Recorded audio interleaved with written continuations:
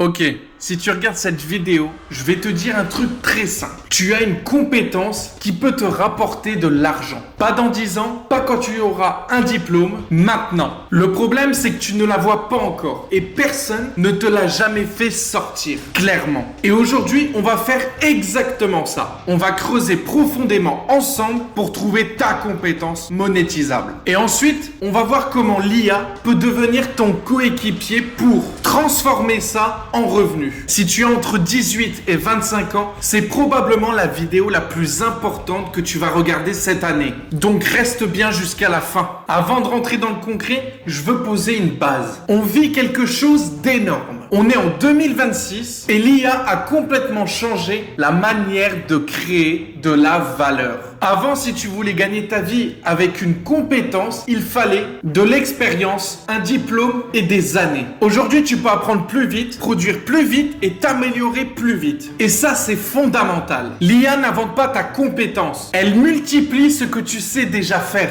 Donc si aujourd'hui tu te dis « Je ne sais rien faire, je n'ai pas de talent, je ne suis pas assez bon », respire. On va démonter cette croyance ensemble. Et tu vas sortir de cette vidéo avec une phrase claire comme celle-là. J'aide un type de personne à obtenir un résultat grâce à ma compétence plus l'intelligence artificielle. C'est mon objectif avec toi. Et on y va maintenant. On commence par la base. Une compétence monétisable, ce n'est pas un super pouvoir. Ce n'est pas être le meilleur du monde. Une compétence monétisable, c'est simplement quelque chose que tu sais faire mieux que la personne qui te paye. Et c'est tout. Voici un exemple simple. Si tu sais monter une vidéo mieux qu'un entrepreneur qui n'a jamais utilisé Premiere Pro ou DaVinci Resolve, tu as une compétence monétisable. Si tu sais créer une automatisation sur N8N mieux qu'un mec qui n'a jamais ouvert l'outil, tu as une compétence monétisable. Si tu sais expliquer un cours à un étudiant mieux que son prof, tu as une compétence monétisable. La plupart des jeunes ne comprennent pas ça. Ils pensent qu'il faut être un expert mondial. Mais c'est faux. Il faut être utile. Utile est égal payé. Les 3 types de compétences qui rapportent en 2026. Premièrement, les compétences créatives. Ce sont toutes les compétences liées à la création. Montage,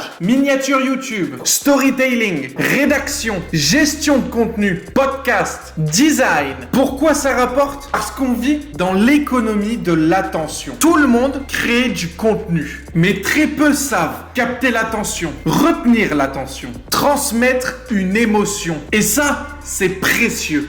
Deuxième type de compétences qui rapportent en 2026, c'est les compétences techniques. Là, on parle de trucs comme l'intelligence artificielle, les automatisations avec N8N, Zapier, Make, le no-code, les data, les systèmes et la productivité avancée. Et je vais être clair, si tu deviens bon dans ces domaines, même seulement bon, tu ne manqueras pas d'argent. Pourquoi ? Parce que tu deviens rare. Et être rare, c'est être très bien payé. Et le troisième type de compétences qui rapportent en 2026, c'est les compétences humaines. Et là, on parle de ce que l'IA ne sait pas encore faire. Communiquer, coacher, écouter, guider, motiver, expliquer simplement, organiser. Tu connais forcément cette personne dans ton groupe qui explique toujours mieux que le prof. Et bah ça, c'est une compétence énorme. Et toi, tu es déjà dans l'une de ces 3 catégories, même si tu ne le vois pas encore. L'exercice qui change tout, on va le faire ensemble. Là, je veux que tu joues le jeu. Et réellement, mets pause à la vidéo si tu dois mettre pause et prends une feuille et un stylo ou prends tout simplement ton téléphone.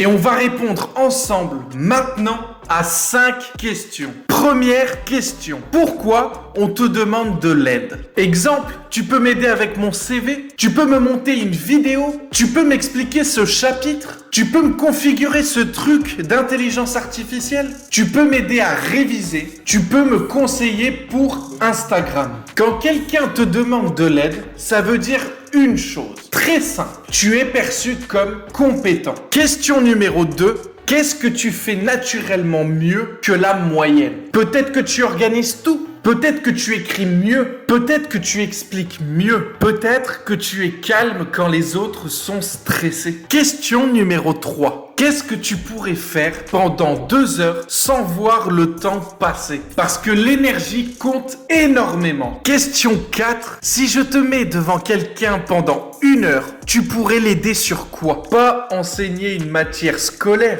mais aider, accompagner, expliquer et résoudre son problème. Question 5. Si tu devais choisir une chose dans laquelle tu es 6 sur 10, c'est quoi? Parce que personne n'est 10 sur 10 au début. Mais un 6 sur 10 peut déjà aider un 3 sur 10. Et un 3 sur 10 paye un 6 sur 10. On va construire un personnage. Imagine Lucas, 21 ans. Il explique bien, aime l'intelligence artificielle. Il est organisé. Conclusion, Lucas peut aider des entrepreneurs à mieux s'organiser grâce à l'intelligence artificielle. Et boum, une compétence trouvée. Maintenant, imagine Sarah, 19 ans. Elle adore TikTok, comprend les tendances, aime créer. Elle peut aider des petits créateurs à structurer leur contenu. Maintenant, Yacine, 24 ans. Il aime bidouiller, comprend vite les outils, automatise déjà des trucs. Il peut aider des freelances à automatiser leurs tâches répétitives. Et toi, c'est quoi ton combo? Comment l'IA te multiplie? L'intelligence artificielle n'est pas ton remplaçant. L'intelligence artificielle est ton coéquipier. Elle te permet de produire plus vite, structurer mieux, corriger tes erreurs, brainstormer et formaliser ce que tu fais déjà. Si tu es 6 sur 10 sans IA, tu deviens 8 sur 10 avec. Et un 8 sur 10, ça se facture encore plus. Exemple rapide et concret, tu écris, l'IA t'aide à reformuler. Tu coaches, l'IA t'aide à structurer tes séances. Tu automatises, l'IA t'aide à générer des idées de workflow. Tu organises, l'IA t'aide à créer des systèmes. Comment savoir si ta compétence peut rapporter? Question qu'on me pose souvent. Comment je sais si ma compétence rapporte de l'argent? C'est très simple d'y répondre. T'as juste à regarder une seule chose. Est-ce que d'autres sont déjà payés pour ça? Si oui, il y a un marché. Et la concurrence n'est pas ton ennemi. La concurrence, c'est la preuve que l'argent circule. Le mur mental qui te bloque. Maintenant, on va parler vraiment. Peut-être que tu as trouvé une compétence, mais tu te dis encore, je ne suis pas légitime. Je ne suis pas assez bon.